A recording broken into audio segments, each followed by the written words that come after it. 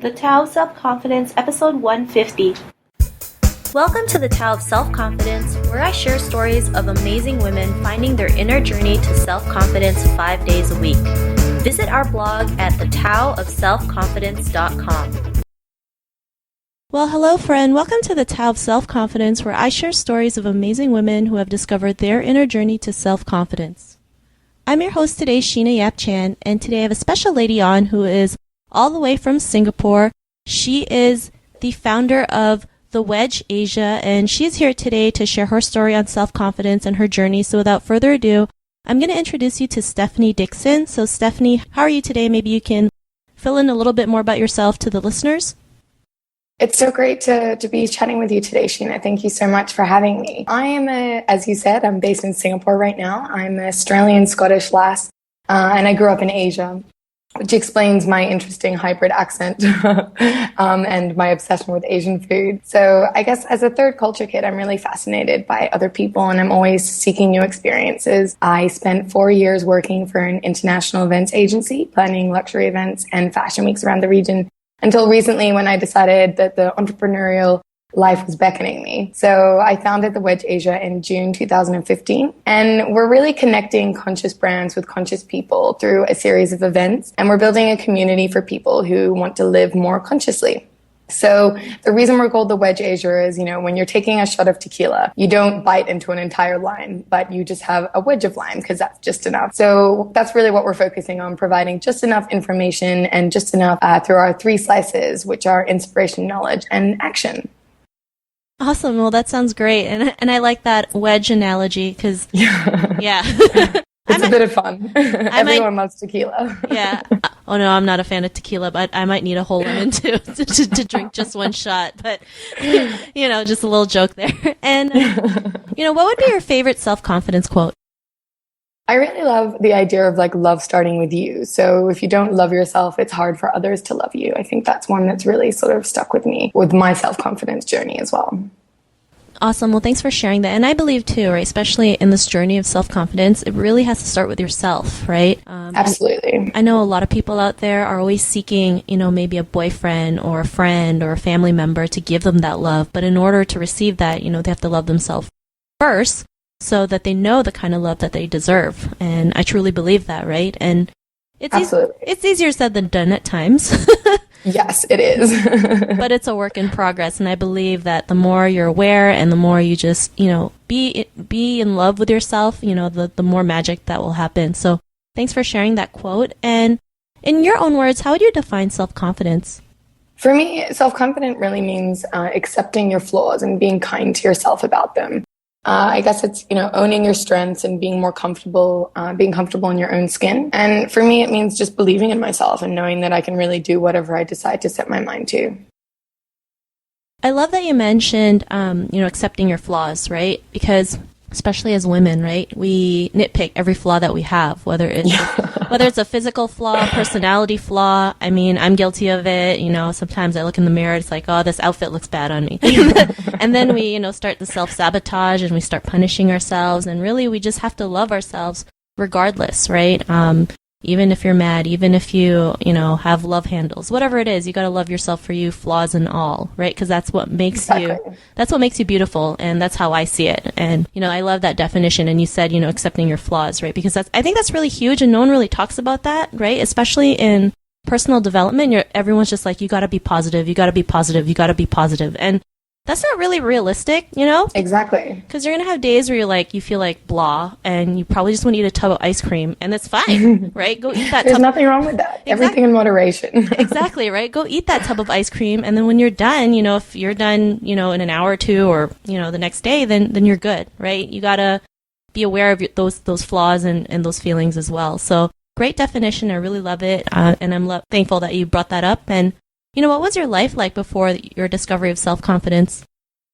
Well, to be honest, I've always been quite a confident person. I guess my friends always made fun of me for being that one that was like, I love myself, I'm amazing. And then I guess I really lost it though, when I started my entrepreneurial journey, putting so much pressure on myself. And, you know, when you have your own business, I think you have a whole new batch of struggles that you never thought you would unless you actually took that plunge. So I was really in a big state of overwhelm. I was crying almost every day at one point, and just suffocating with this feeling of not being good enough and feeling completely crippled by my anxiety. And it really was just brought with putting too much pressure on myself. And at that point, not accepting my flaws and my strengths and realizing that it's okay to not be perfect all the time, and just taking way too much on with my business, and just not really celebrating all the little wins along the way. You know, I just had such big vision and big ideas. And even though I was winning in certain aspects, I was like, oh, it's not good enough. I got to do more. I got to do more. So with that, I ended up losing a lot of my confidence along the way. Yeah.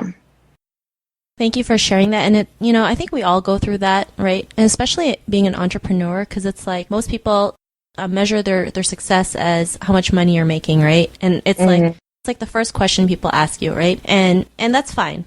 But, you know, there's other little things that can happen in your entrepreneurial journey. Maybe you overcame a fear. Maybe you had how many views to a YouTube video. Those are all still success. And Exactly. And people forget to celebrate those little things, because it's those little things that can really add up to the bigger things in life. And, you know, I was the same when I first started this podcast. I had no love for it when I had a bad day. I was just like so pissed. And I had to realize, like, I have to love my podcast even if it has a bad day or a good day, because it's still out there, you know, helping women with their self-confidence. So even if it just helps one person, you know, it's great. And, you know, just giving that love to it has really made a huge difference, in just celebrating, you know, every single step along the way. And I think that makes a huge difference. And we always tend to forget the little things to celebrate, because we're so focused on the big picture, right? So yeah. What was that point in your life when you realized, you know, you stop putting that pressure on yourself and you realize you can do whatever you want? I mean, what was that aha moment?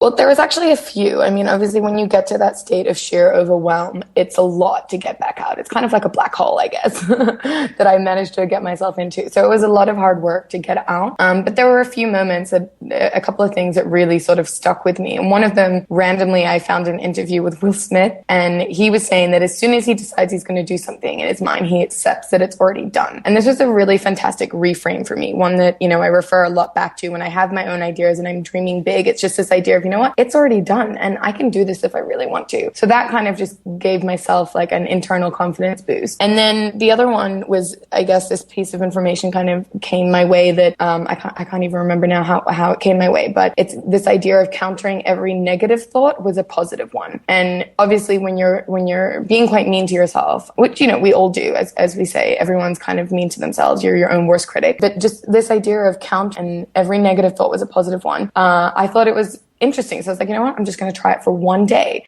Just going to see if I can just do it for a day. And I did it for a day, and then I did it for another day. And then just, you know, these very small milestones, like, let me just be super positive today.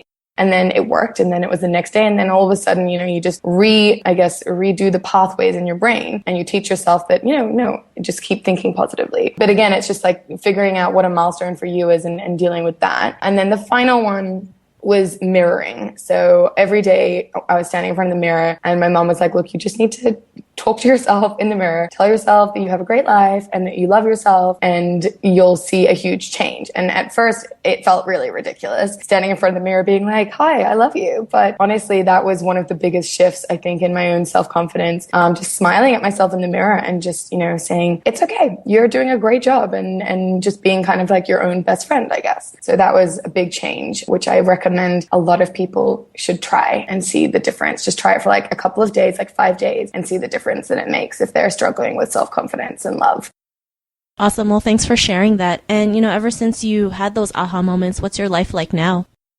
Yeah, so I'm much more confident, much happier now. I really accepted myself and celebrate the little wins and how great my life is. I guess the power of words in the mind is really amazing. So having that big lesson in positivity that feeds positivity is a big one. And negativity obviously feeds negativity. So thanks for sharing that. And Stephanie, to the woman who's listening to your episode, you know, she may be in a similar journey to self-confidence. What would be that one tip you would give to her? Yeah, so I mean, in the life, you'll spend the most time with you. Like, you're the person you're going to spend the most time with in your life. So there's no point being so hard on yourself and hating. And I guess the biggest piece of advice I'd give is, speak to yourself the way you would your best friend. Look at yourself in the mirror every day and smile and laugh and just celebrate the good stuff and the little wins. Yeah, that's the advice I'd give.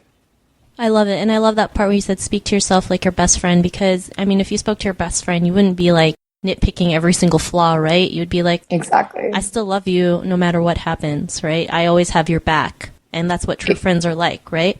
Exactly. So I really love that tip. And Stephanie, if our listeners want to get to know a little bit more about you and the Wedge and, just you in general, is there any links or social media profiles that we can connect with?